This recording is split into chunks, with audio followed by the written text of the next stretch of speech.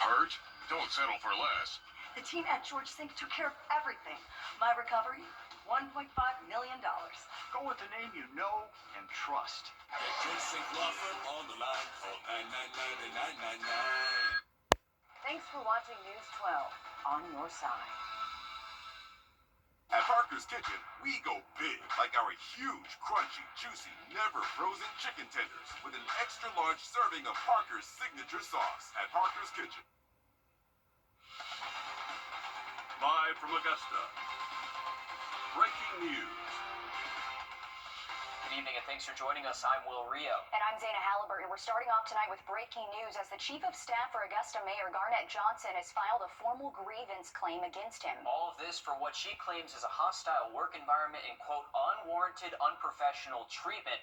Your city government reporter, Cindy Hood, joins us live from the newsroom. Cindy, all of this has now been uncovered within the last half hour. What do you know so far? Well, we still have a lot of questions we are working to find answers to, one being the status of this case. In the letter dated June 25th, Sims says she takes great pride as Chief of Staff, a role that works closely alongside the mayor. She says it all stemmed from an incident the day before this was filed, and she was told not to come into work twice. She says this, quote, contributes to a toxic and intimidating atmosphere. She requested a formal investigation, which, again, we are working to learn the status of. This just came into our newsroom within the last hour, and we are still working through some questions we have. We haven't heard back from Sims, but we did hear back from the mayor, and he says he cannot comment due to this being a personnel matter. All right, thank you, Cindy, for uncovering that and explaining what exactly is going on there with the mayor's office. We know you will continue to stay on top of that. Now we go to your first alert chief neurologist, Riley Hale. Riley, it's wash, rinse, and repeat this week with hot and humid weather and then afternoon storms at times. Yeah, guys, it's been another hot day, seasonal hot heat for us, and we're expecting only hotter conditions as we head later into the week. Not much rain relief out there for a lot of locations. We've had some quick little pop-up showers, even a rumble of thunder and a spot or two, but at the moment, pretty much the entire CSRA is dry. A little bit better storm coverage along the Gulf Coast and along I-95. But for us here locally, if you're heading out this evening, just not expecting much wet weather out there. But we are going to keep just a low 10 to 20% chance for maybe a quick little shower, kind of like what we've seen pop up on our radar network, but these are tiny, folks, not really going to impact a whole lot of people out there the rest of tonight. We'll keep that low chance through at least sunset, heading into the overnight, completely dry for us, and overnight lows are going to be pretty muggy. We're actually only going to drop to most likely the mid-70s, heading towards sunrise tomorrow morning. Going to see a few clouds out there, steady south wind, I would say between 2 to 5, not completely calm, but not going to be overly breezy either. For tomorrow afternoon, we've been able to reach around 92, 93 today. We're expecting high temps tomorrow to be around 95, and that's going to be the trend as we head later into the week, just going to gradually increase these high temperatures all the way into the weekend. And the heat risk is going to be going up. It's been seasonal heat the last few days, but now we're talking a major heat threat across the area Friday, Saturday, and most likely even Sunday. More on this coming up in just a bit. Thanks, Riley. Augusta's iconic James Brown statue is about to be relocated. Construction on Broad Street means the music icon's likeness is going away to storage in the Augusta Museum of History. It'll be removed sometime tomorrow with no word on how long it'll be gone. In the meantime, visitors and nearby businesses shared their thoughts on the move with your Andre Dickherber. The statue will have a temporary new home, and construction will impact both 8th and 9th Streets. As a part of the ongoing downtown construction, it's also helping improve public spaces, including this park. Almost every day somebody's out there posing with the statue. Sometimes it's just, two people, and sometimes it's a whole group. And people like to just hang out by that statue. Bringing people from the statue. Knowing that they were going to move it for construction, unsure whether they were going to bring it back, was the reason why me and my friend decided to come down and take pictures. And we were just randomly, passing by and was like, let's take a picture. To through local business doors. People come in here asking about James Brown and wanting to buy James Brown related items all the time. And I have a whole display of James Brown records. I have a whole box of them for sale. And people come here and they look at the mural and they look at the statue and pose by them. If the statue's gone, even for a while, it'll be missed. While many are excited for new developments in the area and potentially more foot traffic, it's getting to that finish line that brings some concerns. Being of what they've already done here, things have slowed down. Less people are coming down without the trees and the foliage and things, and I hear a lot of complaints about streets blocked off, right? So hopefully the construction happens in a time frame that's smooth for the community. That construction will add interactive elements, visual displays of musical works, and a timeline of achievements, with the James Brown statue as the centerpiece at the new park once it's complete. I think it'll attract more people to downtown in the future. I'm just worried how far away is that future. In Augusta, Wrdw on your side.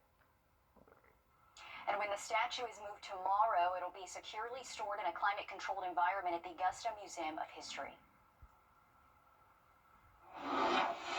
New tonight after a 12 on your side investigation raised questions about why some DUI cases were not being prosecuted. The state court solicitor of that county has resigned. Our investigation showed videos of drivers who tested over twice the legal limit appearing to walk free with their cases being dismissed. Less than a week since we brought you our investigation, County Solicitor Michael Howard today stepped down. It's a frequent scene for law enforcement. Place under arrest for DUI, okay? Place under arrest for DUI. DUI drivers on the roads in Washington County, Georgia. Are you all right? Down there. Some drivers found behind the wheel, passed out in the middle of the road. 12 on Your Side Investigates has now uncovered at least 95 DUI cases in Washington County.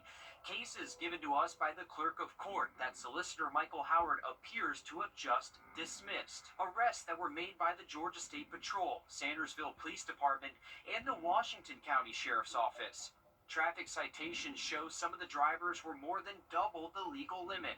We sat down with Michael Howard last week, who told us he'd done nothing wrong, stood by his decisions, and even welcomed an investigation into how he handles cases, all while there were calls on him to leave office. Do you have any plans to resign? I have no plans to resign. 12 on Your Side Investigates found cases dismissed citing insufficient evidence, or because drivers agreed to classes or supervision of a pretrial diversion program. I'm elected by the citizens of Washington County, and I have the discretion to prosecute a case or not prosecute a case. Does the judge have any say in whether these cases were dismissed or not?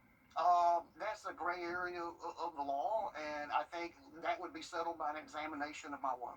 We found 55 of the 95 dismissed cases were sent to pretrial diversion. Some of the DUI cases included other charges too, like hit and runs, endangering children, and even running troopers off the road. Georgia law seems to be pretty clear about it too, and so do other prosecutors in other pretrial diversion programs, that DUIs don't typically fall into the category of being able to enter into pretrial diversion programs. What do you have to say? What's your interpretation of that? Well, I think that's a gray legal area. Georgia law allows prosecuting attorneys to send someone to these pretrial diversion programs if certain guidelines are met. One of the guidelines says anyone with an offense that has a mandatory minimum sentence of incarceration or imprisonment does not qualify. Georgia's DUI law does have a mandatory minimum sentence. Offenders have to spend a mandatory 24 hours in jail. I am 100% confident that I have done nothing that any other prosecutor has not done in the state of Georgia. But 12 on Your Side went looking in other counties. Forsyth County Solicitor General told us DUIs aren't allowed in their program because Georgia law doesn't allow it.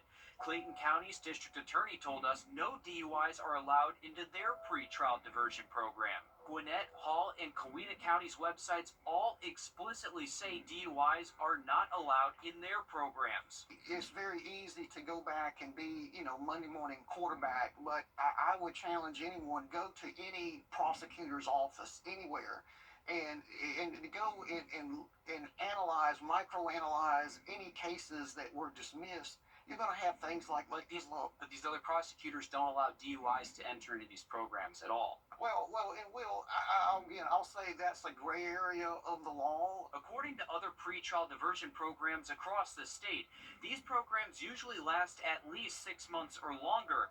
But some of Howard's cases show from the time of arrest to the time he dismissed a case, it was only a month, sometimes just weeks. It's about, giving people a second chance to save their jobs.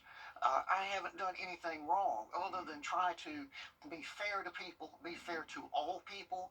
And Will, let me tell you what they're in my 10-year solicitor, I have dismissed 340 cases. But through all of this, Howard still maintains he's done nothing wrong and says the reason he's stepping down is because of online harassment from his county state court judge and attorney Ben Sessions, who has been an outspoken critic of Howard's.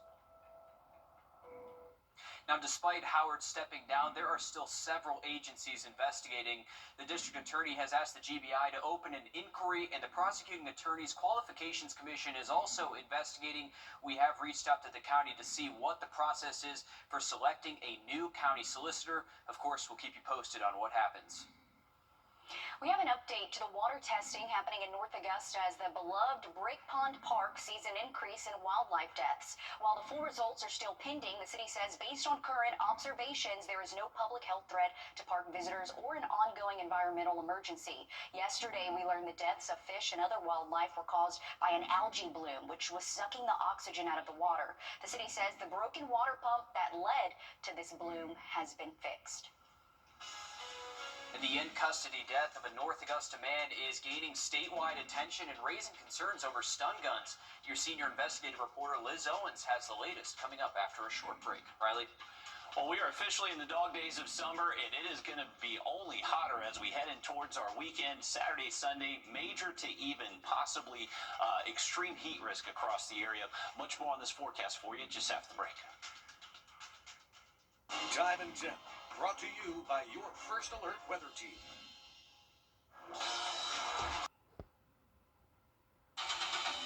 Now, your First Alert weather with Chief Meteorologist Riley Hale.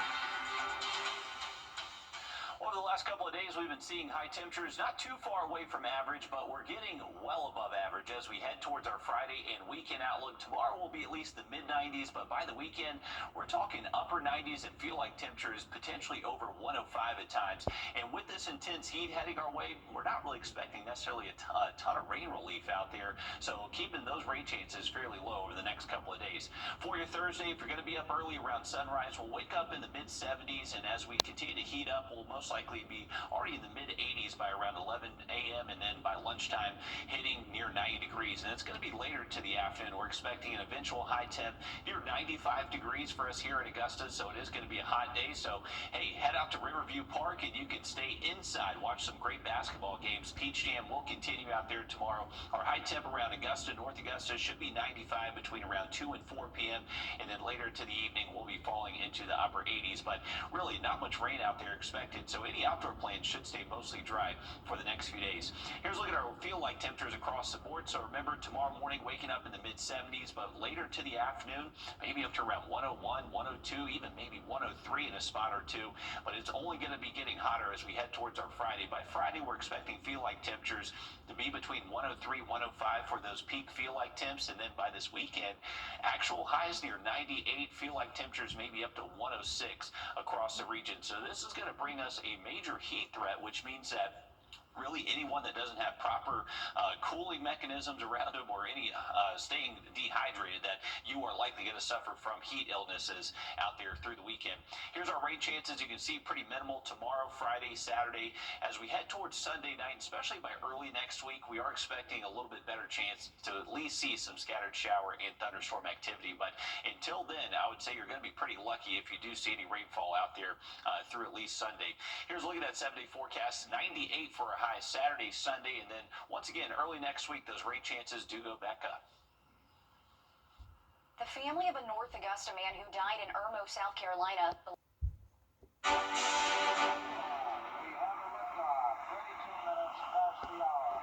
On this day in 1969, Apollo 11 lifts off from the Kennedy Space Center in Florida on the first manned mission to the surface of the moon. 4 days later, on July 20th, Neil Armstrong takes man's first steps on the moon with those famous words, "One small step for man, one giant leap for mankind." Riley? What a moment in human history that was. Thanks for that, Will. Looking at our 7-day forecast again, 95 degrees for a high temp on Thursday. Rain chances looking pretty minimal for us. We'll take a look at our in-house model here for what to expect for your Thursday. So any early plans, not expecting any rain, just going to see a few passing clouds. Generally sunny a lot of our day Thursday, and then later into the afternoon, maybe we see a few blips on radar. Not expecting anything too widespread. I would say coverage of rain tomorrow is going to be very isolated, and our model here really isn't expecting much whatsoever. But it is summertime. We're going to have high heat, high humidity. That will be able to bubble up at least a couple of showers across the region, but these are going to be driven by daytime heating, so they're going to be found mainly in the afternoon. Once we get past sunset tomorrow, not expecting that activity to really impact a ton of the region.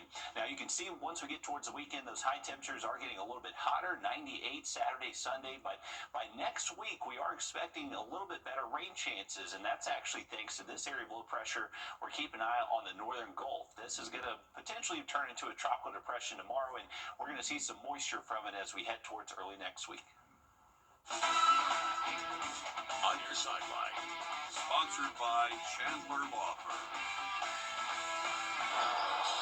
Well, just because we're a few hours away from an NBA team doesn't mean that we can't see past, present, and future talent, especially here at Peach Jam. This is where you're going to find them. This is court 3 and 4, the main EYBL gym, the highest tier of the tournament. Right now, we have Team Takeover and the Knight Riders. Speaking of the Knight Riders, Carlos Boozer's twin sons used to play on the team, and they won last year.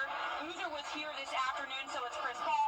Matt Barnes was also on NBA TV, and while they were all hanging out in those lovely foldable chairs, every single one of them shined. Jet Academy's Dontrell Jackson and even North Augusta's Jordan Rouse helped them get a win today. The two have been playing together since the 2nd grade, but playing on Jet Academy together for the last 6 months. A team based out of Georgia for the namesake Kenny the Jet Smith. We all know who that is. They just wrapped up summer league playing against one another, but now they get to combine their skills, showing not only the rest of the teams in North Augusta this week what Augusta basketball is, but with clicks nowadays, the world. The platform is just like, it's one of the biggest platforms to play on, so when you come out here and play, you're going to get noticed, so it just helps on everything. Just to show, like, there's more kids out here just like me from here that'll be here one day, hopefully, and just to show that, like, how good we can be around here. So Dontrell plays defense, and then Jordan just goes ahead and knocks him down to get them the points up on the board, and their teammates even see that chemistry play out on the court. There is something different when you walk to this court. If you do want to go ahead and see some of that NBA talent that we do have here this week, you're going to see a red carpet. That's because Nike is debuting the Ja 3s. These are Ja Morant's new shoes that are going to be released this weekend. We know Sabrina Ionescu's number ones were released 2 years ago. KD had a shoe here not too long ago. Tyron Stokes wore the Sabrina Ionescu 3s yesterday, and SportsCenter even showcased Peach Jam on all their Instagram accounts. So not only do you get to see great talent, you get to see the new Nike kicks. Good stuff. Always a fun time there at Peach Jam, and you can always see some new stuff year after year. Looking at our 3-degree guarantee brought to you by Tub Doctor. Our forecast 92, actual high 93, $50 more heading towards Camp Lakeside.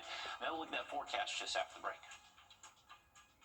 Thanks for watching News 12 on your side.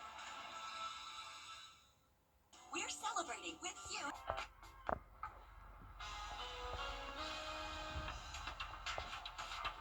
That's all our time. Thanks for joining us. We're back on News 26 at 7. And for News 12 at 10 and 11 o'clock. Thanks for watching.